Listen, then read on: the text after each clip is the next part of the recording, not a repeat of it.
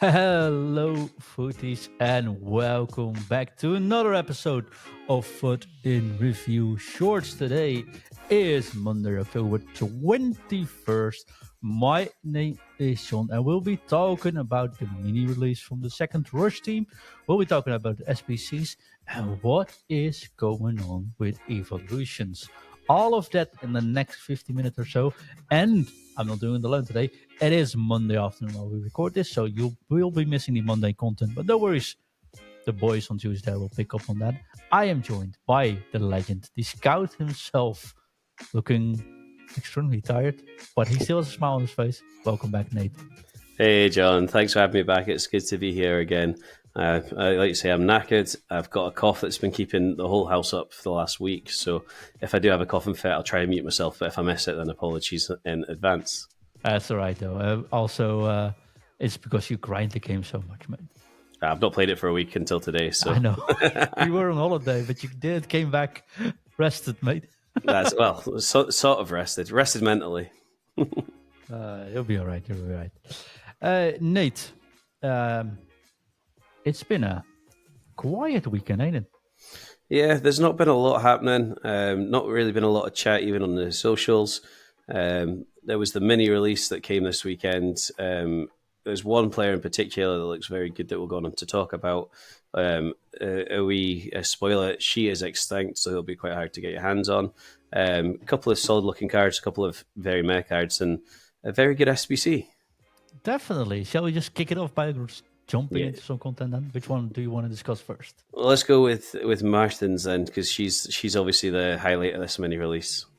Definitely. And if you're looking at the Spotify video show, and I have a show on Spotify video show, you can just check it out. Or on YouTube, you can also see it, of course, on screen. But if not, don't worry. Nate will talk you through it all. Yeah, so Martens from the Liga 1 women's division at PSG, so half decent links there. She's Dutch, some nice players you can link in with there. Good pace, dribbling's just tremendous. Her shooting's very handy as well. She's winger, I think she's wide playmaker as well. Can do inside forward, so lots of good roles there. Whip pass, which is always good for your wide person. Incisive pass and tiki-taka is sort of standard as well. I really like these play styles just now. I think tiki-taka and incisive pass are really undervalued, I think, just now.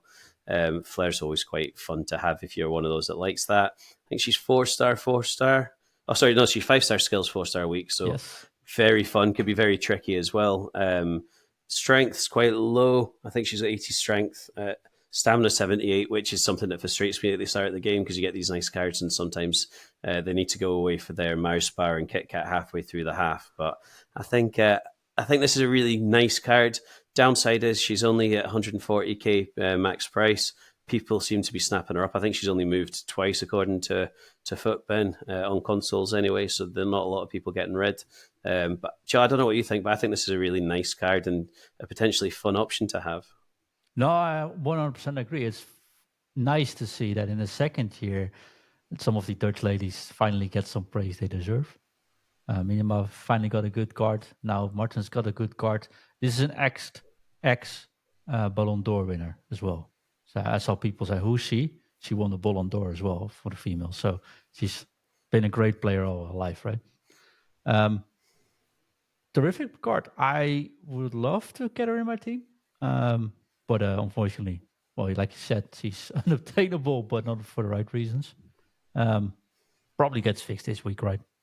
Yeah, you'd imagine so. And is this the sort of card you could see yourself moving things around in your team to accommodate? I mean, I think this, if you had her, I think you'd have to play her. I think when you look at the passing, the shooting, the dribbling, and even the pace isn't too bad as well. So I think I would probably try and move things around to get her in. If I had her, I think it's a really nice card. And you know, if she was on the market for 140k, it would definitely give you a thought to have to try and pick up and put in if you could. Yeah, the thing is though, if you look at my team, or maybe we discussed it in a different show this week, I built my formation. I know how I want to play, put the rules, the players I've got in the rules I want. I look at rules first before I look at stats. Of course, the difference can't be too large. I'm not putting a 78 rated left midfielder on my left midfield. Don't worry about that. But generally speaking, I look at the rules and then I just use the best player I got in that role on that position. I don't care about chemistry. I see chemistry because it's individual stats as a bonus, right? So if you look at my team, I've got Koundé at right back on one cam, and it's totally fine. I really Yeah. don't care. I'm looking for a left midfielder or a right mid. Like I'm currently using Bombastor, I should say, in my left midfield position. By I play 3 back, so 3-5-2. She's not a left midfielder I was building in my team. That's the only thing. Too Yeah. attacking for what I'm playing now. Yeah. If you had a But 4-3-3, she would be perfect as a left winger, I think, in that 4-3-3. I think yeah, we just sees quite a lot at the moment, people using out and out wingers, and I think she'd be an effective winger. But you're right, maybe defensively not so much. Her tackling's abysmal. She must just stand in the way, not move her feet or something. and the Defending's really stamina poor. hurts her as well. If you And look the at stamina. Bombasta, for example, you definitely need to sub route at 70, 75 minutes because it's Yeah. done. She'll have the same problem. But good card, fun to see. I'd rather they got SBCs like this though. Yeah, I mean, it's definitely the best card I think we've had in the mini release. I think it's quite a solid option. So, yeah, I think EA have done all right. If they fix the pricing, then maybe that's a interesting option at least. 100% agree, mate. Anyone else you want to highlight? I think there's something else though. And again, please, sorry I interrupted you, Nate, but please keep sending in those Spotify messages. These are fun. People dropping in their polls there, or once they play the player. There's so many I can't read them all out, but I read them all. So please keep them coming. No, that's great. It's good to hear what people think, and obviously we're just giving our own opinions. There's probably 2 players from this mini release as well that are quite good. One's debatable because I could hear Dan in my ear just going, he's awfully meh. But I quite like the look of Sabitzer. I think Sabitzer last year had a really good card towards the end of the game. Again, he is a bit of jack of all trades. He's not completely stand out, but his shooting's good. His defending's also decent. His dribbling's good. His passing's good. His pace is more than able. So, former Man United player would go well in my past and present. I think he's about 40k on console and 20 odd k on PC. John's screen's like, yeah, you go 41 on console and 28 on PC. So I like this card. So he always plays really nicely in game. He's not one of these that's going to be in your team for the next 4 months. But if you pack him, I think he's quite a good option to have even off the bench. But he'll be very solid. I think he'll be really effective as well. So he's one that I wouldn't be disappointed to be packing myself. No, definitely. And he's also one of those players, if you look at him in real life, he always stands out. Yeah. Always. At Austria, at Dortmund, one terrific player, but his cards never really translate in the player he is. He And I always think has maybe this year, looking at it, could be. He always has passion trait as well. I know it's not a real play style, but he's definitely got a passion trait in there. He's a bit of everywhere, and he's got some nice play styles as you highlight. He's got ping pass, which I really like, power shot and finesse as well, standard play styles, which is always nice to have as a midfielder that likes to try and get forward, technical. And Travella, Travella's not one that I've really taken advantage of, but I've been hearing it's still quite OP if you get it right. Technical's all right to have as well. So no, I think this one's a very solid card. I think its price probably reflects that. But I don't think he'll do you any wrong if you do end up having him in your squad. No, and don't if you look at this this guy, if you look at the stats, he's almost good at king. Like I said this before, midfielders this year, there's so many good midfielders for just scrappy prices, right? This is another one of those examples. Like you can't really go wrong with the offering of midfielders they're bringing. I mean, I get that Bellingham is expensive, and he's a different gravy, but everyone underneath there is so affordable this year. Yeah, I mean, I'm still running Paul Scholes as a centre mid who is not matter. He's definitely not the best player I've ever used, but he's also very usable. If you stick to his strengths, and he's actually quite fun to have if you've got a United alliance or even an England alliance or something like that. So these midfielders are great, but again, I think this is another very solid option. And I'll apologise in advance because, like I say, I can imagine Dan just going, "He's just so meh," but I think he looks pretty good. Yeah, I'm using a French midfield duo these days. Thuram, of course, came in cheap. And I packed Petit last week on the Icon Gamble. So I think I'm good for midfielders. But nevertheless, Sabitzer, definitely worth a try, I think, for most. Definitely, definitely. The last one, I think I kind of just dropped this on you, John, but Iago Aspas as well has had another card in the release. He's one that I know has had many promo cards over the years. I never really get on with him very well, but when you look at his stats, he's got 90 shooting, 90 dribbling, 86 pace, which actually the split's really nice as well. So again, I think this one you'd be really happy to have. He's extinct at the moment, 300k on console and 250k on PC. But again, I think this, if you've got him in, you've got a Spanish team or a La Liga team, I think this card could be absolutely lethal. I'm not sure what you think, but I think his stats are for a striker in the right areas. Yeah, I mean, finishing 94, oh, absolutely amazing, of course, but his dribbling stats really stand out, though, right? Yeah, and Almost 90 on every single dribbling stat. And he's got, weirdly enough, the chip shot plus, which you don't see often either. no, but then he's also got standard power shot, dead ball, and finesse. So very good ones to have. Incisive pass, because I think he plays the false nine role with a plus as well. So that's good. He's got standard Trivela as well. So if you get him, I think this one could sort of sneak under the radar. I think people would look and go, it's only Aspas, but I Well, think he's he'd not, be really if he good. sold out at 300k, he's probably not sneaking under the radar. No, he's not sneaking under the radar. But he, even his passing, I've noticed early game a lot of the passes are pretty dodgy on some of my strikers.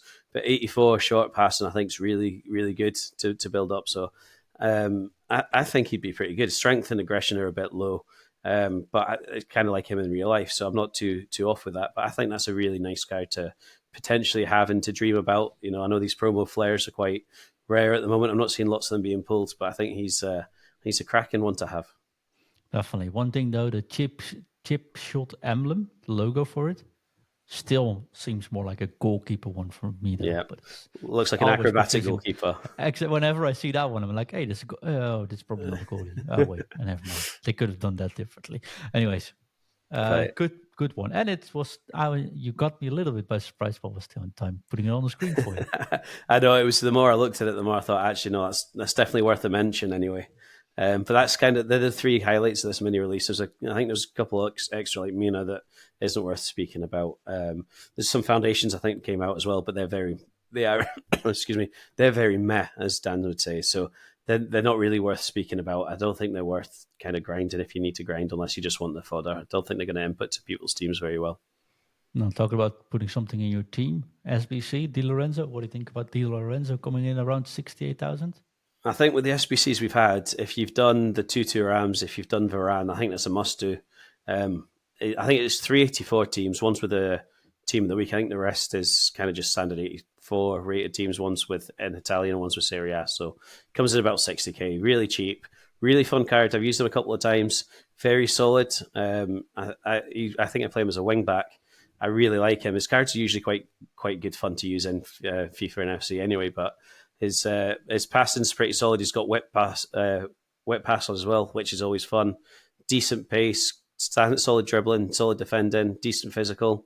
I think for 60k, right backs aren't kind of massive at the moment. There's not tons of them around, so if you've got either Italian or Serie A links, I think he's really good. And like you've got on the screen, you've got whip pass, rapid, intercept, jockey, relentless, and first touch. So some nice play styles for him to have as well. So I think for 60k, if you can work him in, I think that's a must-do for me.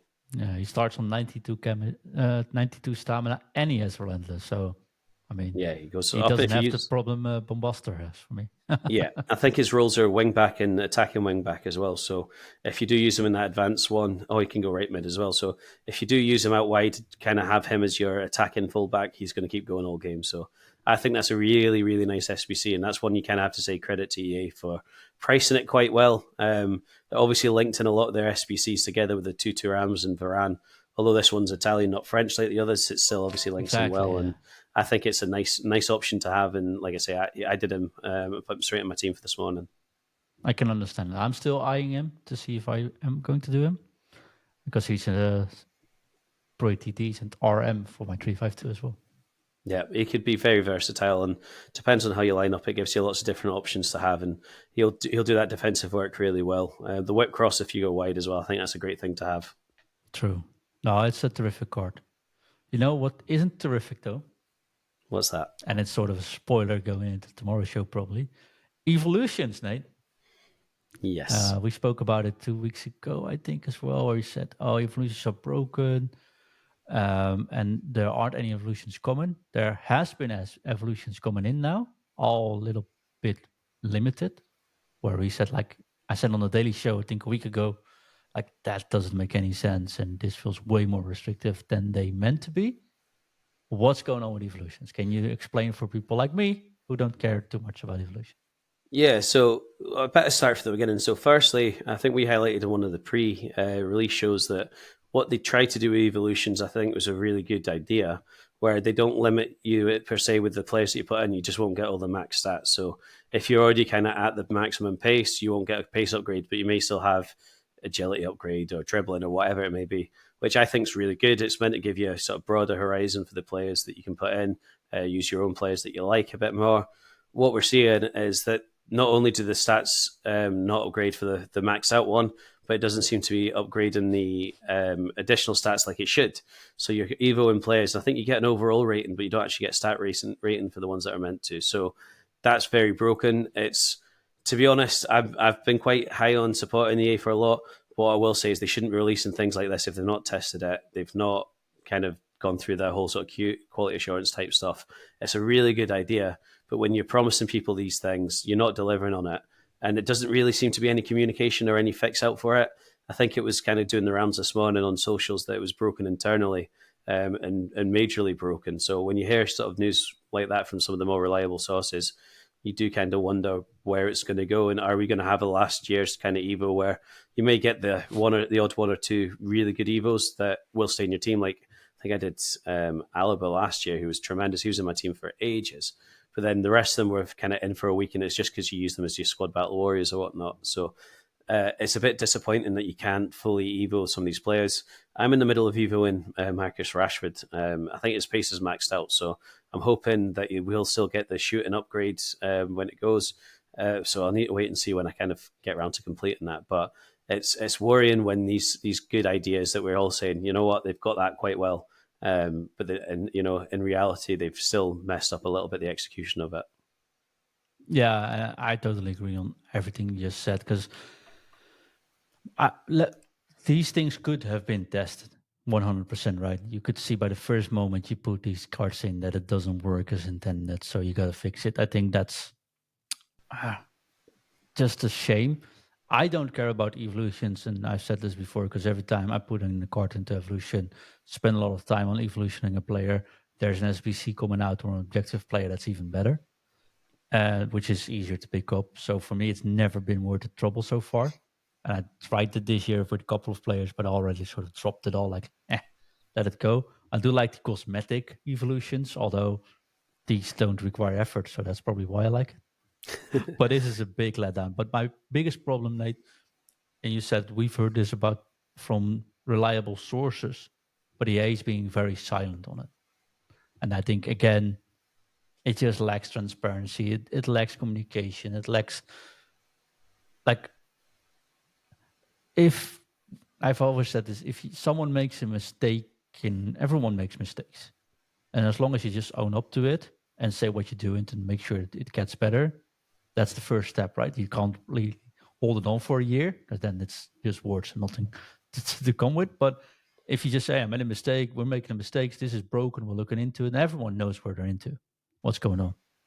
Yeah. But we leave so much to our imagination slash sources anywhere that it's just this tells their own story, and I think they should be better at communicating these things. It's just bothering me. And if you look at other games, we have Discord, we have community managers, we get a note on a Trello board if we're lucky. Yeah. I think that's bad.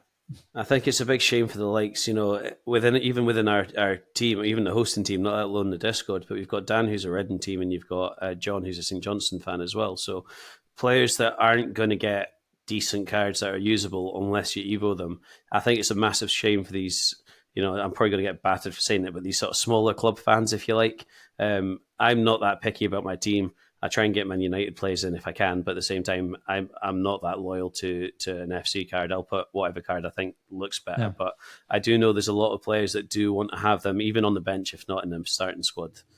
So I think it's a real shame for them that you had all this promise and you're not getting anything back for EA. And the most likely is that it'll eventually get patched, maybe January, February time, where they're so far behind the curve you can't You're positive, catch them up, and there won't be. Well, unfortunately, you just know how EA work. This thing will kind of get silently fixed. They'll probably not even notice that they're fixed. People won't have done the chain upgrades that you could.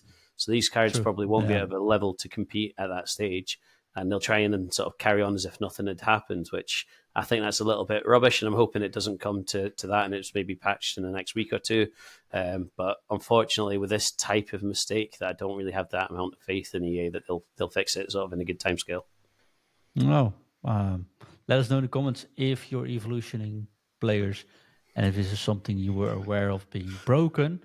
Because honestly, I wasn't until you guys all said it to me. So Yeah, I can imagine Dan and Shaq are going to go into it massively tomorrow because, like I say, they're quite big on Evo. So it'd be interesting to see sort of their perspective of active Evo fans. definitely. And that concludes it for today, though. So go check us out on socials. Go check out our Patreon, patreon.com/FootNReview.